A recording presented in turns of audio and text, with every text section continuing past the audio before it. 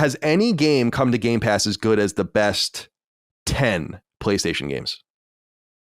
Like, in terms of AAA quality, in terms of like critical reception, I feel like Game Pass has some 8s and then a lot of things below that. And your first party is supposed to bolster your subscription model and justify it. And it seems to me that since Game Pass has come out, and really since Xbox One, Sony has nothing, or I'm sorry, Microsoft has nothing on Horizon, nothing on The Last of Us, nothing on God of War, nothing on, it seems to me that either that comes from a culture of not making that caliber of game at all, or that it's not that important to reach that threshold. But either way, it's clear that that's the case. And by the way, I mean, my old company, Kind of Funny, had a really revealing Phil Spencer interview. I don't know if you guys heard it. I heard only pieces of it. And I got to, by the way, show him respect for doing it. I mean, you got to, multiple things can be true at the same time. And one thing that's definitely true is that that's a ballsy thing to do. And so you got to give him credit for that. But he said something astonishing, which was that he doesn't think that good games will solve their problem. And I thought that was crazy. Yeah. I think good games are everything. What, and if you're a fan of an ecosystem that thinks that, then what are you a fan of? The thing that's confusing about it. Oh, I'm sorry, go ahead. Well, no, I was going to say the thing that's confusing about it is like, well, so do you think bad games will help? You know, like, what do you mean? Like, surely it's better to have great games than broken bad ones. Surely that, I mean, if great games aren't going to solve your problem, then why put out bad ones? Yeah, I don't get it. I don't get it. It's a very confusing. It's a really astonishingly like weird statement to me. Like I saw that kind of going around on Twitter this morning. And I was like, I don't know what you're talking about. Clearly, that would solve your problem. And even if it didn't, how does it hurt you? Obviously, this past year for 2022 and now this year have been very bad, I would say, for Microsoft first party.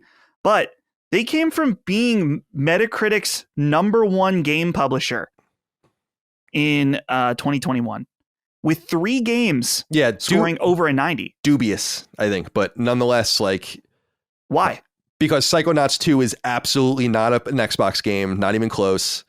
Neither is Redfall then. What? No way. We are years beyond where these games came out. There is no way. You have to at least take ownership at some point. Because I'll say this, if Redfall's not theirs, then neither is Starfield. So whatever happens with I would say no to that. Yeah, I would say Starfield isn't either. So if we're getting into those semantics, but I'm just saying that, like, okay, Forza Horizon 5, 92. I hate. Hold on a second. I hate when people bring that up, though, the 2021 thing, because 2 of those games are clearly not theirs. Well, right? No, right, but there is a. So Starfield was being made before Xbox came into the picture. It was literally being marketed. It was being marketed to PlayStation. Literally, PlayStation was like on the list of people who were like willing to buy exclusive rights to it. So theoretically speaking, like they stand to gain a lot from Starfield doing well. But even if it does well, it's still technically not an Xbox game, as is Redfall. It's the same situation. It's just like it's a failure on Bethesda's account, and it's a failure on Xbox's account too, in my opinion. But it also technically isn't a real Xbox game. In the same way that I would say that, yeah, Psychonauts 2 isn't an Xbox game necessarily, but it kind of is. Bethesda, they may be operating separately, but they represent Xbox now. All of the assumptions made about Xbox's output assume that there's this vaunted center of creativity in which that doesn't exist, or at least there's no proof yet that exists. And I think about the really meaningful games that Sony or that Microsoft has released over time, and you really have to go back to generation-defining games. You have to go back to the Xbox 360. Now, I appreciated that Phil Spencer said what I have said over and over again, which was, and I'm so glad he did because I've said this so many times, although I think it's obvious, which is that Xbox One was the worst possible time for that console to lose, because it was at a time when Sony was consolidating itself in a permanent future. And that's what I keep saying. Everything moves forward now.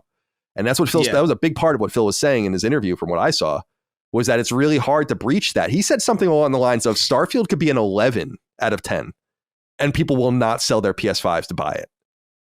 And to me, that is such a defeated point of view. I don't understand why you would say something like that. And I know he has the data and assumptions 9 out of 10 people go and they stay in their same ecosystem and all of that. But I appreciate the candor, but I saw kind of like a sullenness. Them putting out Redfall in a state that is unfit is the equivalent of Sony putting out a new game from the perspective of the consumer, from like a good, like, because that's just, it entrenches them further in to the PlayStation ecosystem. Remember when we saw the documents during the beginning of the Activision thing, I think, where they had like an Oppo research thing about Last of Us Part 2, and they're like, we have done nothing even remotely of this quality. And they're saying that from the perspective of knowing what's in development. Yeah. That's bad news, dude. And that's 3 years ago. So from my perspective, I think it's funny because I think it's true that strong competitors keep Sony and others honest. But I would argue Sony has done this without competition. Because my Xbox is not, with a game like Redfall, it's not competition. And that, I guess, is the point I'm making. When you're beating your competition like 3-1 or something like that, and your big thing is, we have a subscription model where you don't even have to buy your games, and the others is like, we're not going to do that at all. We're actually charging more than we've ever charged for our games, and they're still winning by that margin, and it's getting worse.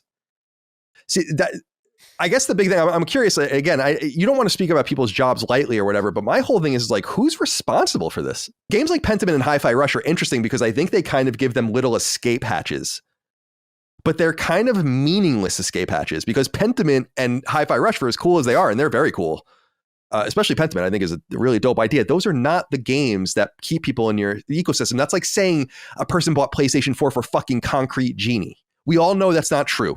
I don't think game subscriptions are good for the video game industry. I think it's because video games are very unique, and I think you have to pay the price to pay the games. And the one interesting thing I saw, by the way, guys, as an exit, is people were like, well, they just had to get Redfall out and make the money back, and make some of their money back. And I'm like, that's not how it works on Game Pass.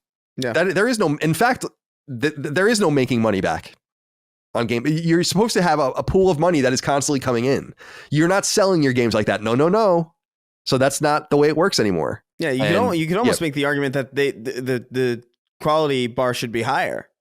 Exactly. I completely agree. Completely agree. If you're expecting people to, pay a subscription, I mean that's the baseline of MMOs. Like back in the day, where it was like, hey man, this is an experience you're not going to get anywhere else. So you're going to pay the $15 a month or whatever it is. And that's like a massive commitment. That's like, that ends up, if you're a longtime player, that ends up being way more than $60 per person. So the argument should be, if you're trying to make a case for the subscription service, then the games need to meet $60, day one quality. Yeah, 70. I think Redfall is the first $70 game. Yeah, $70. And they need to exceed it. People are like, who cares? Xbox is making money and Microsoft's making more money than ever off them or whatever. And I'm like, guys, what are you rooting for? Are you rooting for the corporate health of a company, or are you rooting for video games to play? Who gives a shit how much money they make? Yeah. Like, you as the fan shouldn't care. In fact, you as the fan should look at that and be aghast at the desert of great games. You should be like, how are you making so much money on us and you're not even delivering anything that we want? It's so preposterous. It's why corporate cheerleading is stupid. Yeah. Because now you're rooting for the fucking ledger. You're not even rooting for the game. It's like I was saying about being a fan of you're a Game Pass fan. Yeah. And that's weird. Yeah. Sorry. I would also say too that none of us here are rooting against, like, it's not like we wanted Redfall to release badly. You know what I mean? Oh, I didn't think it was going to be this bad at all. In fact, you can hear our fucking podcast where we all made predictions. Yeah. I thought it was gonna be at least like low 80s. I would say at this point, Microsoft's or Xbox has got to get its shit together for itself. Yeah. It's like that kind of position. Like, you got to get it together. If you didn't have a parent company with endless pockets, you'd be in a lot more trouble than you are right now. Oh yeah, 1,000,000%. They'd be gone by now. And again, I will reiterate that I'm a fan of PlayStation as an ecosystem and the games. If the games just up and disappeared, then I wouldn't be a fan anymore, because there would be nothing left to play. So at some point you have to ask yourself what exactly you're rooting for. And you say they're profitable and they're in the black and look at how much money Phil Spencer makes. What do I care about any of that whatsoever? I don't care. And you shouldn't either.